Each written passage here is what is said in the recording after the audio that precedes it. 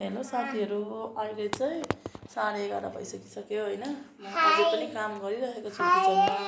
मेरो हस्बेन्डको लागि यहाँ अचारहरू बनिसकेको छैन नि त। यो चाहिँ झिँगे माछाको हो, यो चाहिँ तिल होइन। यहाँनिर चाहिँ बदाम छ हो। यहाँनिर चाहिँ मैले अघि यो त मासुको अचार यो त रेडी छ हो। यो चाहिँ न्युट्रेला होइन, सबै रेडी छ तर अब मिक्सहरू गरेको छैन नि त। मिक्सहरू गर्नु हजुर। मेरो छोरा चाहिँ यहाँनिर अहिलेसम्म सुतेको छैन। मेरो छोरी चाहिँ सुतिसक्यो हो। छोरी र उसको बाबा चाहिँ सुतिसक्नुभयो। म, मेरो बहिनी अन्त मेरो नानी सानो छोरा चाहिँ अहिलेसम्म उठिरहेको छ हो, सुतेकै छैन।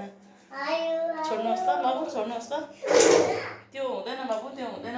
आसु जानुहोस्, आसु आसु जानुहोस्। लिनुहोस् लिनुहोस्, पाइया गर्दिनँ कि। यो खाँदै आसुसँग बस्नुहोस् ल बाबु। आसुसँगले जानुहोस् त बाबु, जानुहोस्। उता रुममा बस्नुहोस् अहिलेसम्म। लिनुहोस् भाइ बदाम, अभियान बदाम, बदाम पनि खानुहोस् न। यसरी पक्रेर जानुहोस्। लु भयो, लु जानुहोस्, आसु जानुहोस्। अहिलेसम्म सुत्दैन हो मेरो नानीहरू चाहिँ। यहाँ चाहिँ यो तिल लाउनुपर्छ।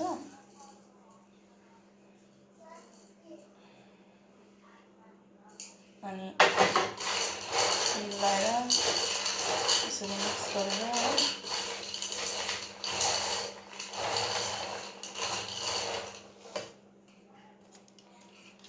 बदाम पनि लाउनुपर्छ।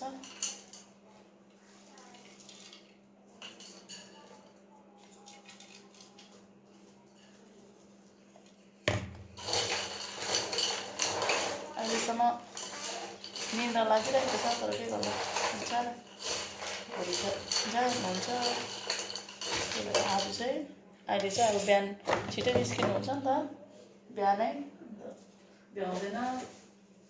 बिहानै भनेर चाहिँ अहिले नै सबै सामान रेडी गर्दैछु। प्याकिङहरू पनि गर्नै छ। हस्बेन्ड चाहिँ सुत्नुभयो अघि नै, अघि भन्दा पनि 10:30तिर 11 बजी सुत्नु भएको। बिचरा दिनभरि काम गरेर थाक्नु भएको छ। त्यही भएर सुत्दिनँ भन्नुहुँदै थियो कि मैले नै सुत्नुहोस् भनेर सुत्नुहुँदैछ। नानी सुताउनु हुँदै थियो त्यतिकै सुत्नु भएछ। पिरो चाहिँ कम्ती खानुहुन्छ नि त, त्यही भएर पिरो चाहिँ अलिक कम्ती नै। पिरो त्यस्तो खानै हुँदैन क्या हाम्रो घरमा। पिरो खाने भनेको म मात्रै हो। मेरो नानीहरूले पनि खाँदैन, उनले पनि खानु हुँदैन हो।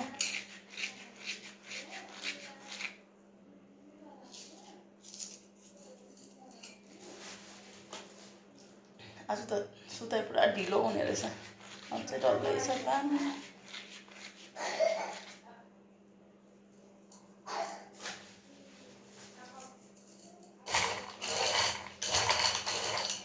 यसमा चाहिँ यो अदुवा र लसुन पनि छ नि त कि, त्यसरी फ्राई गरेर राखेको। यो पनि लाउनुपर्छ, यसले चाहिँ फ्लेभर राम्रो आउँछ।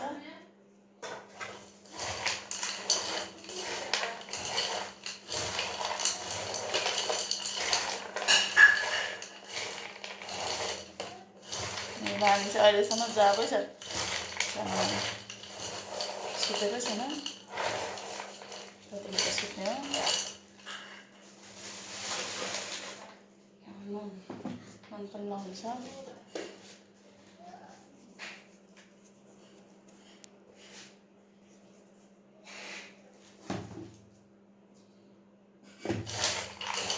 बिहान पनि छिटो उठेर उनलाई खाजा बनाइदिनुपर्छ, नानी पनि बनाइदिनुपर्छ। बाहिर त्यस्तो खानु हुँदैन नि त।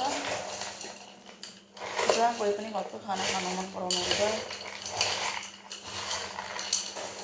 अब बेसी छैन, अब कति घन्टा छ, म्याक्सिमम् 6-7 घन्टा होला मेरो हातमा हो। जानुहुन्छ त्यहाँ, मलाई कस्तो साह्रो पर्छ।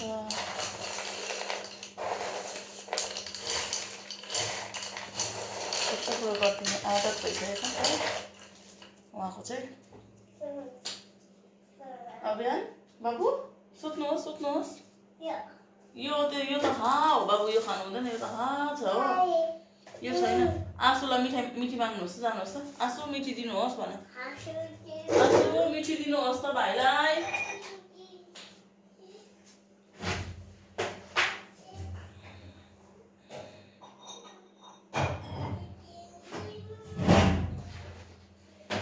साह्रै सुक्खा भएको छ कि यसलाई चाहिँ अलिअलि तेल लाएर गरेको छ मसलाको मजाले लाग्छ नि त अलिअलि तेल पनि मिक्स गर्दैछु यसमा दामी भएको छ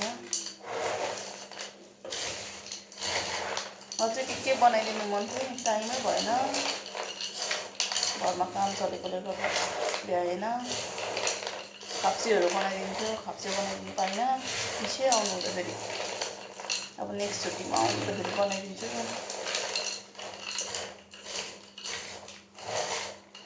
मेरो छोरी त रुँदा रुँदै सुत्यो उसको बाबा जानुहुन्छ भनेर पुरा नजानुहोस् भन्दै पुरा रुँदै थियो हो चाहिँ निदायो यो चाहिँ रेडी भयो यसमा चाहिँ मिर्चुला र बदामको अचार जान्छ हो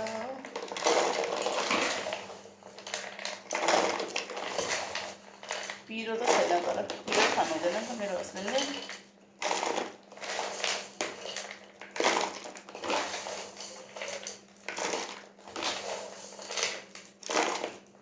उयो सकेर चाहिँ मासुको अचार पेक गरेर फेरि तिलहरू हालेर फेरि माछा हालिदिनु छ अनि बिहानको लागि उसलाई लानुको लागि चानाको सब्जी बनाइदिन्छु बाटोमा खानुको लागि चाना भिजाइदिनु छ हो बिचरा मेरो बहिनीले बिहान भेट्न जानुभएपछि लुगा धुनु हुँदैन भनेर अहिले राति नै अघि 9-10 बजीसम्म लुगाहरू पनि भएको लुगाहरू पनि धोइदियो सबै हो बहिनी घरमा कति सजिलो छ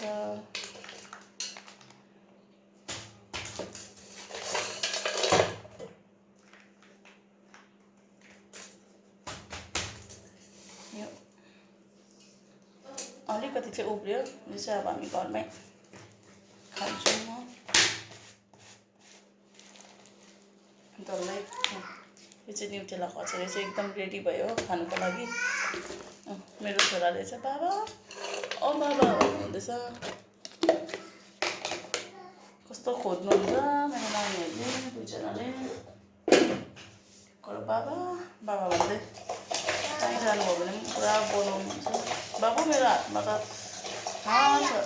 हाँ छ कि बाबु उता जानुहोस् न यो त पुरा हाँ छ हौ यो बाबुले खानु हुँदैन बाबु यो खानु हुँदैन नि त म बाबुलाई अर्कै दिन्छु नि त ल अर्कै आसु आसु यो भाइलाई यो फिस दिनुहोस् त भाइ फिस खानु नि आसु यहाँनिर मलाई यहाँ अचार उगाउनै दिएन भाइले मोल्नै दिएन मेरो हात पिरो छ नि त यो काँडा निकालेर केलाएर दिनुहोस् ल जानुहोस् भाइ जानुहोस्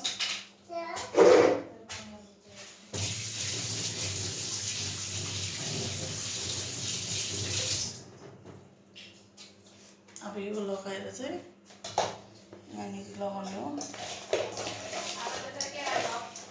नानी काँडा फालेर दिनुहोस् है भोलिदेखि त मेरो घर पनि कस्तो सुन्ने हुन्छ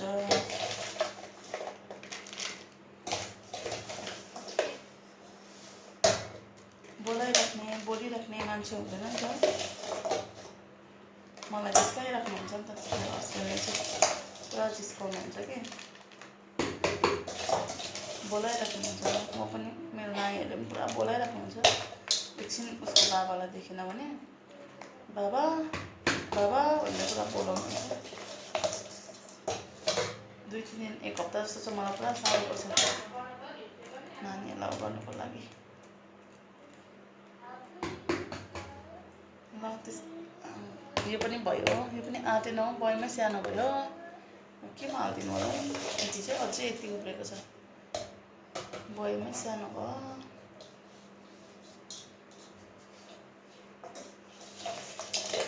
यसलाई चाहिँ भोलि म अर्कै टिफिनमा हालिदिनु पऱ्यो। यो पनि बाटोमा खानुहुन्छ नि। खाँदी लाउँदैन आँटेको छैन। हात नलगाऊँ भनेको त हात लाउनु परिहाल्यो नि, यहाँ मिलेन।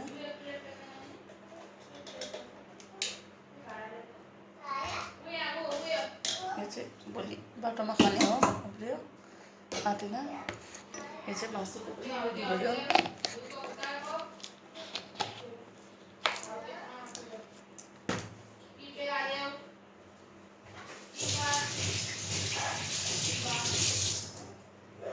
अब चाहिँ लास्ट एउटा छ, यो चाहिँ झिँगे माछाको। यो चाहिँ अदुवा लसुन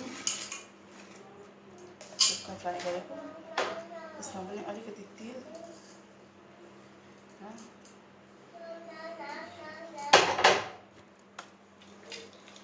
यो अलिकति बदाम,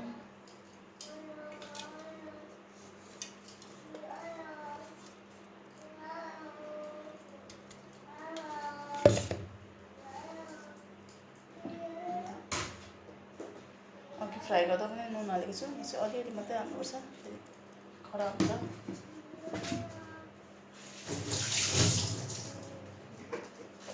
यसमा पनि हल्का अलिअलि पिरो, अन्त अलिकति अजिनामोटो लगाएर चाहिँ अब यसलाई पुरा मिक्स गर्नुपर्छ हातले। यो चाहिँ हो झिँगे माछाको अचार। यो खाँदैपछि मेरो हस्बेन्डलाई चाहिँ मेरो याद आउँछ भनेर चाहिँ मैले चाहिँ यसरी बनाइदिएको नि। हुन त सबै सम्झिनुहुन्छ र पनि यसो घरबाट बनाएर पठाइदिएको भनेर है। यो पनि नराम्रो देख्ने भयो।